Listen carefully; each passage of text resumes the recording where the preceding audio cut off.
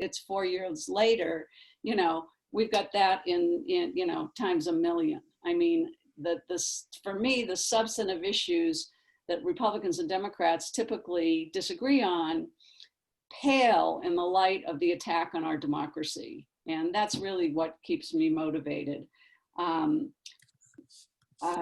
We started out as kind of a street noise group. You know, we were down at our senators' offices every week, and we were doing demonstrations all through 2017. I mean, raising as much ruckus as we could to keep these issues in the spotlight. And then in the run up to the 2018 election, we thought we really need to be more effective than this.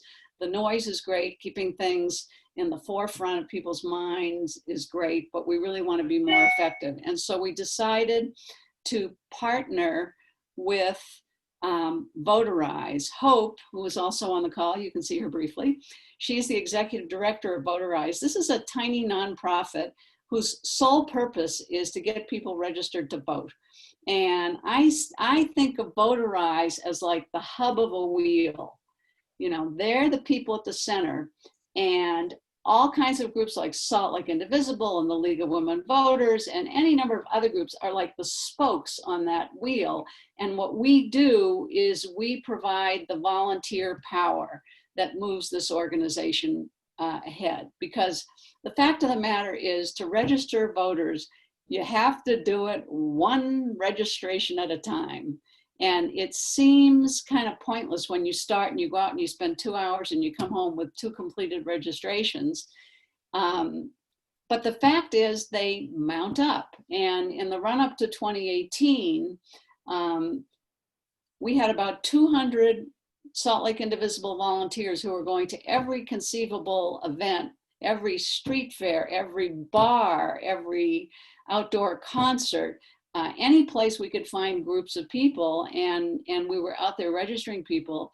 And with the other organizations who were working with Votarize, we ended up registering 13,000 people before the 2018 election. I would estimate that probably 4,000 to 5,000 of those, I think, were probably in Congressional District 4, which was the Mia Love Ben McAdams district, and he won that by 700 votes. So I really think that, you know, the effort totally paid off in that case. You know, as you well know, it's a new world right now, and all those events where we were so successful in voter registration aren't happening anymore. And so it has been a huge challenge. We were also in high schools. We were going to the high schools in Congressional District 4 every lunchtime and pre-registering 16 and 17-year-olds, especially because the older kids go off campus for lunch, but also registering some older kids. You know, that's impossible now. So, you know, we're in a different mode right now than we were 2 years ago. We have not been as successful, but we really feel like we have to keep going. And what Salt Lake Indivisible's view of this whole mess that we're in nationally is, we try one thing, and if it doesn't work, then we say, you know what, we tried it, let's pivot to something else and try something else. And so that's what we've done with voter registration. In-person registrations are the easiest, best, fastest way to register people, and it's really problematic right now. So we're gonna train you on 2 things. One is how to fill out the in-person form. And I would suggest, if there are members of your family, friends, you know, distant relatives, the person who cuts your hair, the store, you know, clerk, anybody you might run into, people you work with, if there's any way you can get a paper registration form to them and get them to fill that out, that is by far the best way to do it, because you can check it over. We know it's complete. And this is the really weird part. It requires less information to register in person than it does to register online. And we'll explain this complication to you. It makes no sense to me, but that's the way it is. Okay, so I'm not going to spend much time on your personal approach to this, because you're not going to be going to mass events. We do have a couple of events on our calendar that we're looking for volunteers for. And after this, if you leave your name and your email in the chat room, as soon as this call is over, I will send you our current voter registration calendar, which goes through September, and you can sign up to try out your new skills right away. So if you are going to an event with paper forms, you will wear a mask, you will have a bunch of pens, you will have sanitizer, and govern yourselves accordingly. I would suggest that if you're doing it in person, the best and really most sanitary way to do it is for you to fill out the form. And the reason we do it that way is it goes way faster. If you look at the form for the first time, it just looks like a lot of writing. And if you hand that to a stranger who wants to register, they look at it and it takes them forever to decode what's actually on there. But if you can go up to someone and say, and they'd like to register, and you just say, what's your last name? What's your first name? Middle name? Birthday? You can just get through it so fast. You can do it in like 2 minutes, literally. And then all they have to do is sign the form. You can give them a separate pen for that even. So there's, there isn't that, there won't be a lot of passing back and forth of clipboards or that kind of thing. I think what we should do is go right to the form. Kate, can you just pop that up? And if you have questions, I think just let me know. Okay, so the whole first top, hold on the top of the form first. Okay, so the whole top of the form, the whole is instructions. And that's, you hand that to someone and their eyes just cross because they think they have to read that whole thing. If you do the filling in, you can just dispense with that. Okay, so then scroll up, please. All the forms that we give you are highlighted, just like this one is, a little bit more. Yeah, a little more. So they're all highlighted like this. And it turns out, even though there are a lot of questions on here, only some of the information is critical if you're filling out a paper form. Okay, so you don't have to fill out everything. You just have to fill out the parts that are highlighted. And this is what makes it so quick and easy when you do it in person. And so these forms you will be able to get from Kate and return to her. We'll talk about that later. So up here, can you see you can't see my cursor, Kate, maybe you can do it. Yeah, the first question is, are you a citizen of the United States? Only people who are citizens can vote. And if someone says they're not, you just say, well, you know what? When you get to be a citizen, one of the really cool things is the first thing they do after you get naturalized as a citizen is they hand you a voter registration form. And that just demonstrates how important it is in this country to vote. It's a real privilege and it's a right that we hope you get someday. So assuming they are a citizen, they check that. Will you be at least 18 years of age before Election Day? That means they have to be 18 before November 3rd of this year. And then if they're not going to be 18, but they're 16 or 17, they can still pre-register. So they can do it now and be done with it. If you get to someone who's like 15 or 16, one thing I always say to them is, when you go to get your driver's license, you can just check a box on your driver's license form and it will automatically register you. And I guarantee you, when you talk to a 15-year-old about getting a driver's license, they are listening to you. So it's a really good opportunity, to do a little education for those younger kids. All right, the form itself, once you get past those initial questions, is quite simple. Your last name, your first name, and your middle initial or middle name, either one, doesn't matter. But first name, last name, at least middle initial. And then the physical address. Okay, so that for when people want clarification on that, what's your physical address? I say it's where you sleep at night, usually. If we're registering college kids, I will sometimes say to them, if you're moving apartments every year and your parents are in Salt Lake or, in the area, and you're on good terms with them, you might want to just register at their address, because they will move less frequently than you will, and you have to re-register every time you move. So it's sometimes just easier to register at the parent's address if we're talking about students. And for the opportunities we have coming up, we're focusing on the university campus. So that's an important thing. And then the next block is, to the right of physical address, is county, not country, but county. For most kids around here at Salt Lake. So county, city, state, and zip code. If they don't know the county, it's fine. We can figure it out from the city. Okay. The mailing address is different from physical. That's just for people like who get their mail at a post office box instead of, at their house. You use that rarely, so don't even worry about that. All right, phone number, and then 2 boxes below is email address. Do you see both of those? Okay, it says it's optional, and let me explain to you why we need one or the other, preferably the phone number. Votarize will harvest the phone number or the email address from the form before they turn it into the lieutenant governor. And this is critical. That allows Votarize to send get out the vote messages. And the reason this is so important is if you don't get a phone number or an email and there's no get out the vote follow-up, only 1 in 5 of the people you register will actually vote.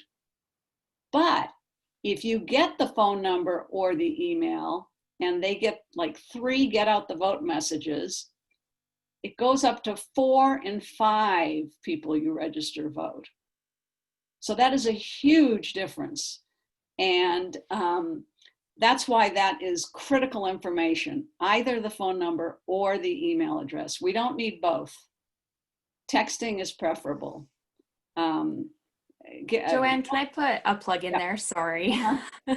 So with our Get Out the Vote, it's really, really nice, especially for younger voters and first-time voters, because it has all the information that you need to make a confident and informed decision when you vote. So it has candidate information. Votarize is now pairing up with JPEC, the Judicial Performance Evaluation Commission. So a lot of people don't know much about the judges, which is unfortunate, because that flyer that you usually get in the mail or you can pick up, that's actually been cut due to state budget cuts. So now Votarize will be sending out that information. We're, again, partnering with JPEC. So that information will be on there. So everything that someone needs to know about the judges, of course, all the nonpartisan and partisan races, and of course, ballot drop box locations, the last day to postmark your ballot, the nearest polling location. All of that will be in the Get Out the Vote. And it's only 1 text or 1 email right before the election. So about 3 weeks before the election, we time it. So it will go out the first week when ballots are actually mailed out. And ballots will start getting mailed out October 13th. So later that first week is when we send that nonpartisan, customized Get Out the Vote. And it's based on their address. We segment lists.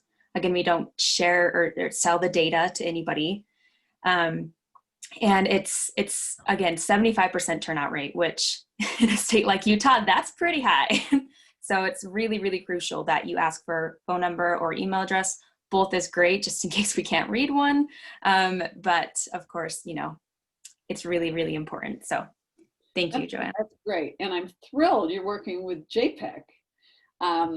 Yeah, that's very close to my heart. Okay, so, and you can say, if people says, oh, if people are looking over your shoulders, you're filling it in, and they say, oh, that says it's optional, just tell them, this is to remind you to vote. We will send you 1 email or text with relevant information, and most people are fine with that. Okay, so phone number, then after phone number, date of birth, easy, and place of birth. The state is fine. I mean, some people want to get very, very specific, but all you really need is the state or the country. Okay, the next line. This is where it gets interesting. Utah driver's license or identification number and/or last 4 digits of Social Security. When you're registering like college students and above in Utah, the easiest thing to do is say, what's the last 4 digits of your social security number? Adults all know what that is. Most of them feel okay about giving it out. A few don't. If they don't, then ask them for their, it has to be a Utah driver's license. So what this means is, if you're using a paper registration and you come across someone who has moved to Utah for a job, but hasn't yet gotten a Utah driver's license, they can register just with the last 4 digits of their social security number. If they go online to register, it's more complicated. They have to, they can't do it straight online. They have to print out the document and mail it in. It gets complicated. So if you do it in person, the last 4 digits of the social security number are all you need. Driver's license or a learner's permit also is fine. And this is why we really like doing it on paper, because you can just do it with the last 4 digits of the social security number, which is very fast. Okay, and then, okay, under email address, would you like to receive your ballot by mail? That's not required. I mean, everybody gets a ballot by mail, so they don't have to check that off. You also do not have to affiliate with a political party. If you see to the right of where it says Utah driver's license and email address, it says political party affiliation optional. You do not have to affiliate. And if people are, sometimes people look at that and they go, I am, well, no, it's the unaffiliated. Unaffiliated and independent American are 2 different things. Independent American is some kind of fringe party that nobody belongs to.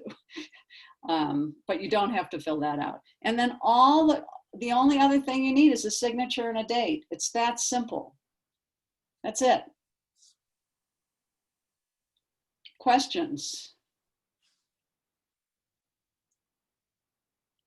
How would I know if there are questions? Let's see. Do you have the little hand raising thing? They're welcome to unmute themselves. They have that option, or they can pop it in the chat. Okay, either way, if you have any questions. Okay, I do. The signature must match the names that they filled in at the top, right? Yes. Yes, okay. And you know, one issue, honestly, is that with the advent of everybody, you know, using credit cards and other non-money forms of payment, people's signatures have deteriorated horribly. And you know, a lot of signatures are just a scrawl.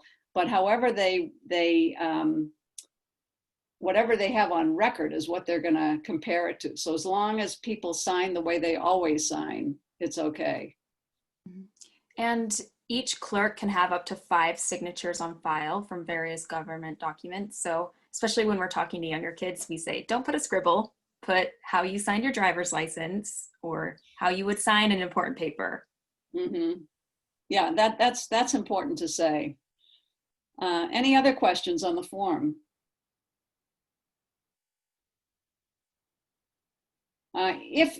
There are a few things that I just like to mention that people sometimes say when you try to get them registered, and we might run into this in university classes.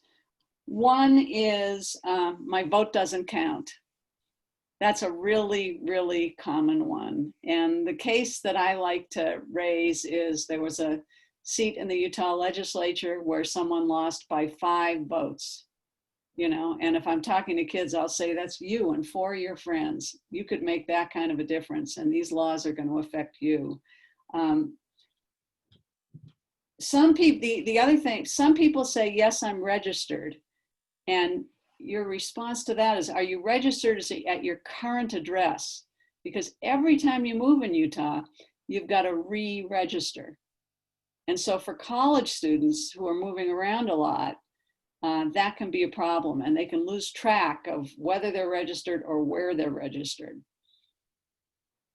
So always ask, you know, that many of your registrations will be people who have moved. Yeah. And I'll jump in there too. If somebody's worried that they're registered and they're worried about re-registering, you're not going to get in trouble. You're not going to be arrested if you re-register. If you're already registered, your form goes in, the clerk looks at it, and you're already registered, great. Your secondary form just gets tossed and you're still registered. Some people worry that registering twice you'll get in trouble. You get in trouble if you vote twice, but not register twice. Any other questions on the form? Yeah, this is Mark. Hi. Quick question on that. If you're just changing your address, do you still need to fill out all the fields on here? If Yes. It's just a change of address? Okay. Yes. Yeah. And it's very quick. I mean, you know, we won't actually do it, but I could probably register somebody in a minute and a half. It's just, you know, as they're as they're pulling out their driver's license to see the number, you can be asking them, what's your birthday? You can be asking them the other questions. It really goes very, very quickly. And a re-registration is just as good as a change of address registration is just as important as a new registration, because if somebody's moved their address, change their address, it gives us an opportunity to get their email or phone number and thus be able to send them those get out the vote messages, which is what increases turnout. Plus, I'll jump in. If they've changed their address, the post office will not forward their ballot. No, it will not. It will not. And, you know, we probably won't run into this now, but, you know, in 2018, we registered a lot of people to the road home shelter. If you can even register someone who's homeless if they can give you an address where they can receive mail. We did a lot of people in Liberty Park that way. And if they don't have a place that they can receive mail, then you can use the cross streets of where they sleep at night. So at the corner of 2nd West, 3rd South.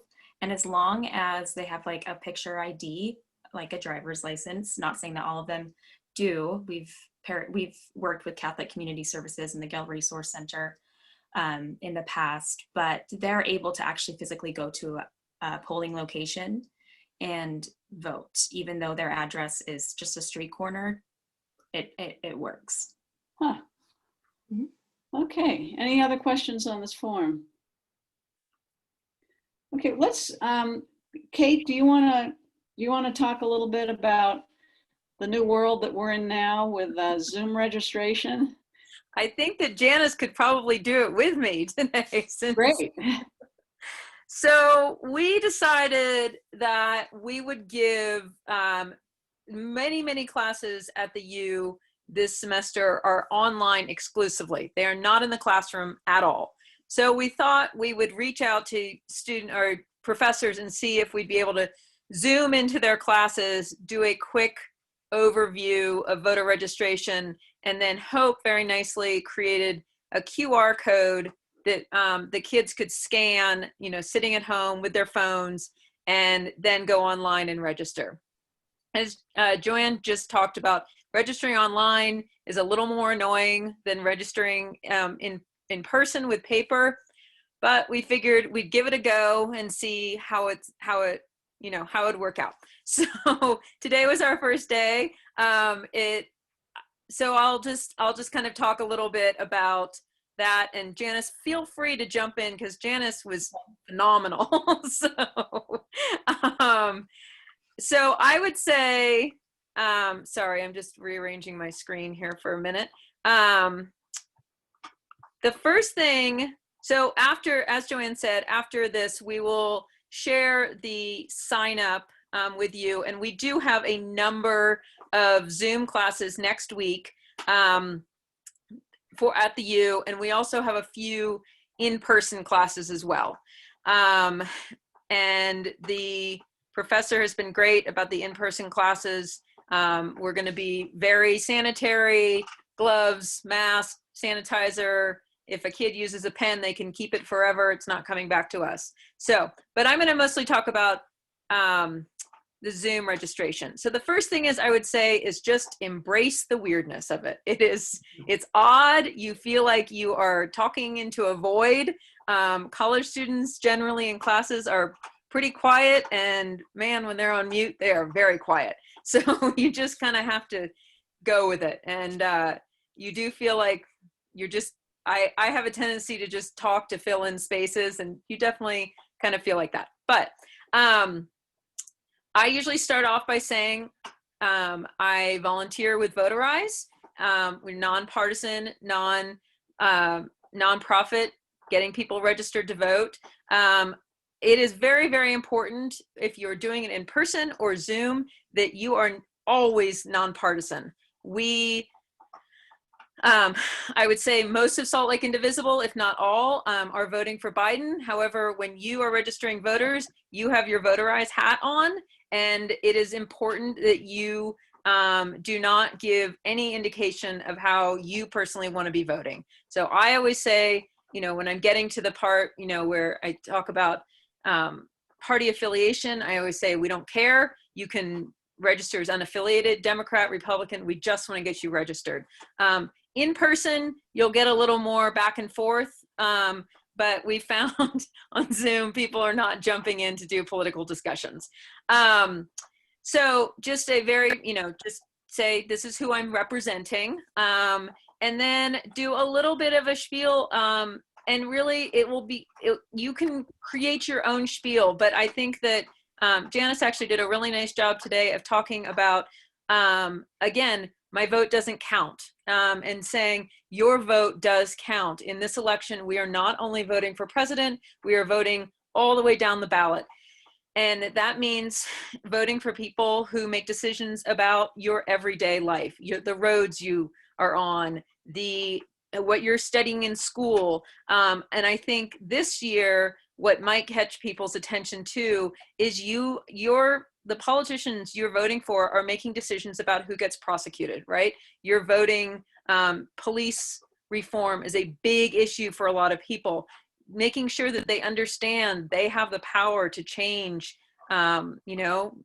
who is making decisions about who gets arrested and who gets prosecuted is a really big deal for a lot of people. So again, craft it to something that it can be, just craft it to something that's going to kind of flow as if you are, I always think of it as your elevator speech, right? You have like 30 seconds to 45 seconds to really grab somebody and really make sure they understand why voting is so important.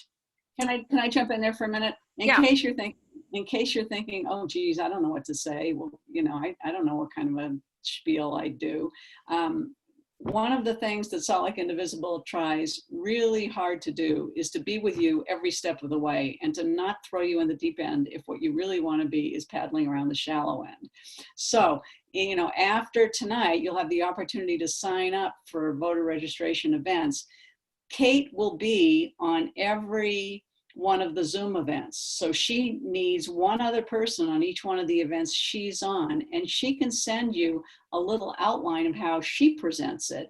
And then you might listen the first time, and maybe the second time you'll say, well, I'd like to do this little part.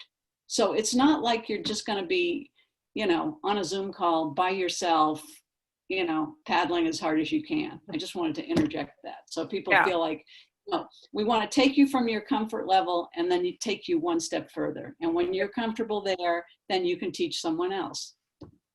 Right. Go for it. And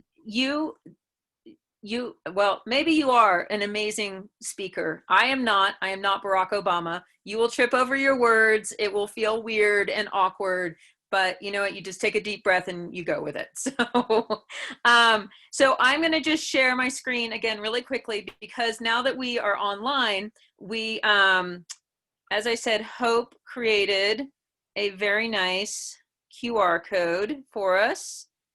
And this is what that looks like. Hey, can I interject real quick? Sorry. I just wanted to share this information for everybody on the call. The Center for Information and Research on Civic Learning and Engagement, also known as CIRCLE, they deal with youth voter turnout and registration, but they recently released another study where they found that 1 out of 10 voters in the November election will be part of Gen Z. Wow. So that's something that you're welcome to repeat while you try to make it more relatable for those 18 to 29-year-olds or those who are pre-registering. Those are 18 to, how old, what's Gen Z cover? Gen Z covers up to, I'm technically part of Gen Z, which sounds like terrible probably for people on this call, but don't worry, my back pain says I'm 70, so it's fine. So Gen Z, technically, there's a few different reports, but those who were born between around 1996, 1997, 98 until 2000, I think 2005. So how old are they now? So there are some that are 23, 22, and then younger. Okay. So that's a big chunk for 10% with just a few years. I'll verify what the experts say Gen Z is. Sorry, And Kate, they know what QR codes are. Yes, exactly. So this is a QR code. You see these probably a lot of places. A lot more people are using them now in the age of COVID because you can use your phone. There used to be required to have a QR code reader or app on your phone. Most phones now, all you do is open your camera and you just scan it. You can actually do it right now on the screen if you want to test it out. It's really cool. You just hold your phone up, it scans, and then a little thing will pop up, at least on my phone, and it just takes you straight to the voter registration site. It's great. You can take pictures of this and share it with your friends and family. They can scan it from your phone. It is very easy to do. So basically it would take you onto the Voterize Rock the Vote platform, and then you just get going. And this is what I did today is I just kind of talked to the kids a little bit about, just name, what you're going to fill it out. It's really self-explanatory. The thing that is important to note to the kids when they're filling it out is that it will ask, do you have a Utah driver's license? Yes or no. If you click yes, you fill out the rest of it. It's very easy. You click send and then you're done. You're online and you've been registered online. If you don't, and we have a fair number of students who are from out of state and don't have a Utah driver's license yet, you will click, I don't have a Utah driver's license. And then you will put they will put the last 4 digits of their social security number in, and then it will generate a form that then has to be printed and mailed in. So what I did today is I talked to them about that. And then I also shared, I shared basically Salt Lake, Utah, Summit County, Davis, and Morgan County clerks' addresses. I just put that into the chat so that if they live in any of those counties, they can get the address and then they'll be able to mail it in themselves. Again, we really hit hard on the fact that the Postal Service is slowing down some. So this isn't something that you want to wait to do. Get your form in. Once you get your ballot, then get your ballot in. I keep saying that Election Day in Utah is technically November 3rd, but it's really the day you get your ballot. And that's kind of a line I just keep saying. The day you get your ballot, that's your own personal election day in Utah. Fill it out, and then I do a plug for the Voterize voter guide, which is great. And then, say, that's why they're asking for your phone number and your email. Also, if you put your phone number and email down, if the clerk has a question, needs to get in hold of you, they're able to do it because they've got your information there. Most clerks are not going to handwrite you a letter at this point if they've got questions. I was just thinking, Kate, one thing I would ask everybody who's on this call to do is share that QR code on any of your social media, so we can get it out there. And we should be telling the students at the U to do that too. Yeah. That they could get that QR code out there. Yeah, so that's, again, I'll go back to the QR code if you need to take a picture of it. I can also very easily, I think Joanne put the QR code into the email that went out about this training. And I also have it on my computer. So if anybody just wants the actual form, like the actual QR code on their computer, I can do that. I also created some little business cards that have on the front a little image of somebody voting, and on the back is the QR code. If anybody wants some of those to pass out, if you have like a favorite boutique or restaurant or something that you go to that you want to ask them, hey, will you just put this at your, checkout? Because most people are not sitting down and eating these days. They're getting things and going. If it's right there, they can have it taped to the cash register, anything like that. We're trying to just get that out. That's a little aside. That's not what you talk about in the Zoom. But so yeah, so that's basically it. I'm gonna stop sharing my screen. And Well, let's talk a little bit about next steps. yeah, and I just want to make sure I covered everything. Yeah, like I said, embrace the void. It's not, and honestly, as weird as it was to be online, even if we just get a few kids trickling in here and there, it's a few more people than we had yesterday. And also the easiest training registration I've ever done, sitting on my couch at home, didn't have to schlep anywhere, and I was done in 10 minutes. So like, if you are looking for a way to get, out there and doing something and feeling good at the end of the day, it is really pretty much the most low impact work you can do. So next steps.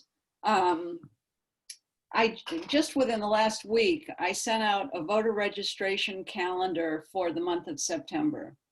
And it's with I'll send the email to you. It explains everything. And you click on the sign up and it gets you to a calendar. And you can see what events are available for you to sign up for.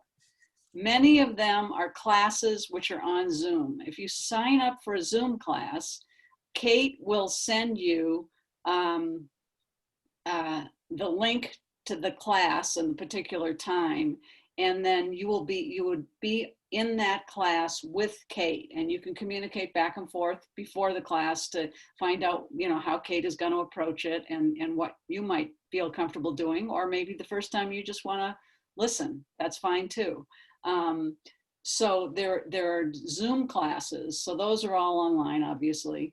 And then there are some classes where we've been invited to come in and do a presentation and actually pass out forms.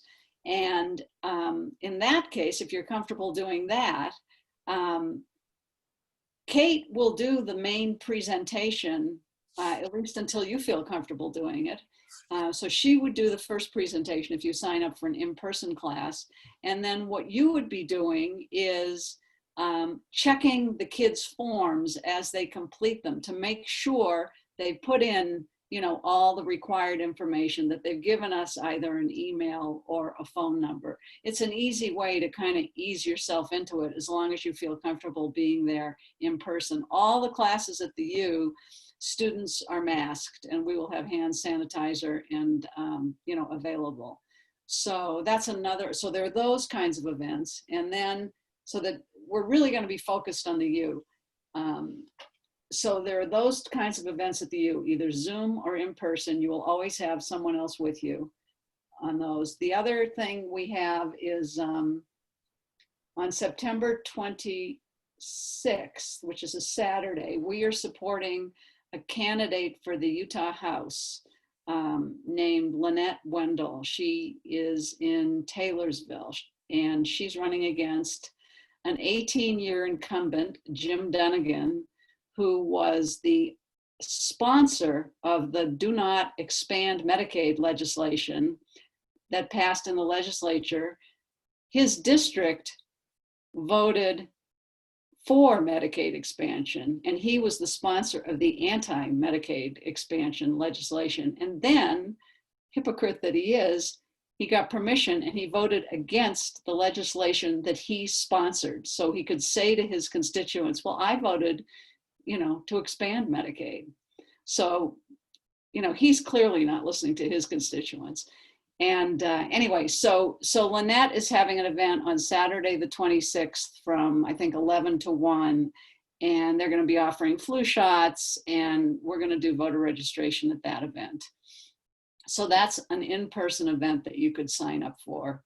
And we'll still be able to use paper forms because we can use paper forms up until October 3rd, I believe. And then that's the deadline for the paper forms. And there's one other in-person event that I can't remember. Go ahead, Hope. So actually, Joanne, that law was just changed. Oh, to what? So now it's 11 days before any election. That's terrific. And that's all forms. So you have until October 23rd at 5 p.m. to register through online, in person, just as long as it gets to your county clerk or LG's office, as long as it gets there by October 23rd at 5 p.m. So even mailing as well too. So it's just 11 days before the election, all forms. That was made law right before the primary. That's fabulous. That gives us an extra 3 weeks. So that's really wonderful news. So I would urge you, when I'll send out the email to you, I'll try to get to it tonight or tomorrow morning, and take a look at the calendar. If you have any questions, you can email. Well, we'll have contact information in there in the email, but you could slindivisible@gmail is how you can always get in touch with us. So like an slindivisible@gmail. And I'd urge you to just sign up for something. You won't be in it alone. And once you do it once, it's a whole lot easier. I mean, I'd never registered. I'd never been political before Trump got elected. I'd certainly never registered anybody to vote. And, now we're training other people. So, just figure out where your comfort level is and take one more step in the direction of activism, because none of us wants to wake up on, whenever the election is decided and say, I really should have done more. I mean, now is the time we got to do it. We don't get a second chance at this, and our country doesn't get a second chance at democracy. And when I said that, it gave me chills. Joanne, quick question. I only see Zoom classes for next week when I looked. Is that right? Are there any beyond that? That's correct. That we've just booked through next week so far. We're sending more emails out next week to reach out to other professors we haven't talked to yet, but that's for right now. That's what we've got. So okay. The calendar will be changed. Mark, sorry, Joanne. Mark, would you put your email into the chat so that we can make sure that you're getting all of our emails as well? You can see other people. Yeah, I get the Indivisible emails. I know. Oh, great, fantastic. Yeah. Okay. All right. Other questions? We don't get a do-over, kids. This is it. I have a question. Yeah. So I live near Liberty Park, and I'm there like every day with my dog. And I'm just wondering could I just go on a Saturday, just camp out? Do you know what? We had some of our best success at Liberty Park in 2018 at the Drum Circle. Oh yeah. Because medical cannabis was on the ballot. Okay. There is no requirement that you not be stoned when you register. It may help. Yeah, but Liberty Park is a great place to go. We had great luck there. We were there almost every Sunday. And one Sunday we got 80 in one day at Liberty Park. Cool. Yeah, and like tons of people are there these days. It seems like that's where people are going. It's where we can go. Although I just got an email that said Liberty Park is going to be closed because of the damage. Storm is terrible. That's a good point. Yeah, that's true. It is a little All the rough parks, all the major parks, Sugar House Park, Lindsay Gardens. I mean, all the parks are on the, in the path of the windstorm are closed now. So I don't know where those people are going to go, but yeah, you can ask people anywhere. Now, okay, so this raises another point. If you're doing registration in person, Voterize has these great T-shirts. All right, they're kind of the color of my T-shirt, only this isn't one of them. And they say, are you registered to vote? We have them in English and Spanish. And typically what we've done in the past is when everybody's been trained, like, then we have a pickup spot. Well, we do it right at the training back in the old days. You get a t-shirt, a clipboard, forms, stickers that say I registered to vote, which are a huge hit with people of all ages, and pens, whatever you need to, all the stuff. Now, if you're going to do registration in person and you do it without the t-shirt, people are like, well, who are you? And why should I register? Why should I give you my information? So I would suggest if you're going to do in person, if you're going to do classes at the U, or you're going to go out on your own and register people, you need to get a t-shirt from Kate. And the best thing to do probably would be when you sign up. Well, if you're going to sign up for something at the U that's in person, she'll know you need a t-shirt. Christine, if you're just going to do it while you're out walking your dog, then Kate just put her email in the chat, KG Ryman, REYMANN @gmail. You can also email slindivisible@gmail for a t-shirt, and then we can figure out how to get it to you. It's a little more awkward now that we're not doing these things, in person. But I've got a stack of t-shirts and clipboards and forms and stuff, so I can easily get you set up on that. So Great, thank you. super easy. Yeah, no problem. So, All right. so you could get us the actual forms, the paper forms. Oh, as yeah. well? Yep. Hope has probably 12,000 forms sitting in her office, so Yeah. we can always get you more forms. I probably have 200 t-shirts in my garage that I need to get to you, Hope, at some point. Running out of those supplies is usually a good sign. We like that. Yeah, we haven't used as many this year as we would like. Other questions? Yeah, we promised this would be under an hour, so. Yeah, so we're still good. Okay, well, I will get the email out to you. Any questions, you can contact Kate or at KG Ryman, REYMANN @gmail, or slindivisible@gmail. And I'll get that information will also all be on the calendar. Okay. So Kate, 2 N's for Kate Ryman? Yeah, it's Yeah. K-G as in George, REY, M as in mother, A, N as in Nancy, N as in Nancy. Perfect. All right, thank you. Sure. Thank you guys for coming tonight. Yeah, I appreciate it. And I'm thrilled that we've got an extra 3 weeks to do the paper registrations in. That's really huge. good news. That one got by me. Well, thank you all so much for coming. Thank you. And go get them. All right. Have a good night, everyone. Take care. Thank you. Thank you. Thank you. Good night. Good night. Thanks. That was good. All right. I'm gonna stop recording now. Yeah, I think that was fine. That's great. Hope That's